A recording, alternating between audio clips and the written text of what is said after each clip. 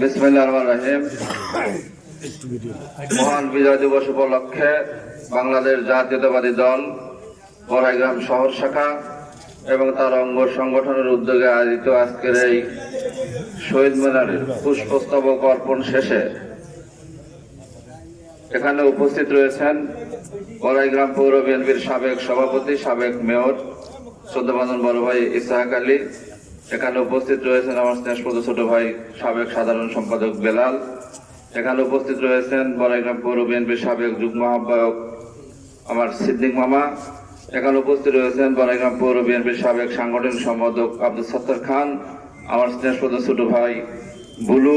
এখানে উপস্থিত রয়েছেন বড়াইগ্রাম পৌর বিএনপির সাবেক সহসভাপতি ইমান ভাই, আমার ছাত্র দলের মাসুম সহ অঙ্গ সংগঠনের সকল পর্যায়ের নেতৃবৃন্দ। সবাইকে আমি সালাম জানিয়ে দু একটি কথা বলতে চাই। আসসালামু আলাইকুম। প্রিয় উপস্থিতি, সময় সংকীর্ণ, অনেকেই পুষ্পস্তবক অর্পণ করবেন।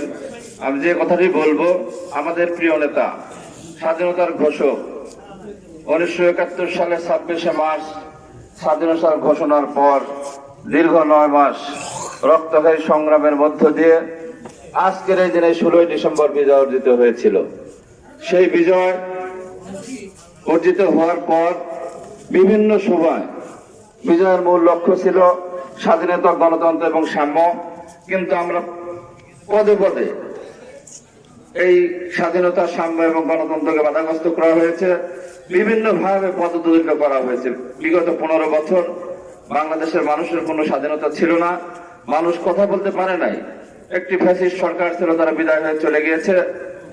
আজকের এই বিজয়ের দিনে এবং এই ডিসেম্বর মাসে আরেকটি বিজয় সূচিত হবে। আমাদের প্রিয় নেতা আগামী ডিসেম্বরের 25 তারিখে বাংলাদেশে আসবে।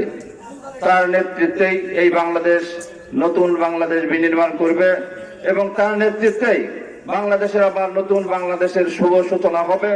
এবং আগামী নির্বাচনে তারেক রহমানের হাত ধরে বাংলাদেশ নতুন সূর্য উদিত হবে। আপনাদের সবাইকে তারেক রহমান তথা বিএনপির পাশে থাকার জন্য উদাত্ত আহ্বান জানিয়ে আমাদের প্রিয় নেত্রী ম্যাডাম খালেদা জিয়ার সুস্থতা কামনা করে আমি আমার সংক্ষিপ্ত বক্তব্য শেষ করছি। খোদা হাফেজ, সবাইকে ধন্যবাদ। আসসালামু আলাইকুম ওয়া রাহমাতুল্লাহ।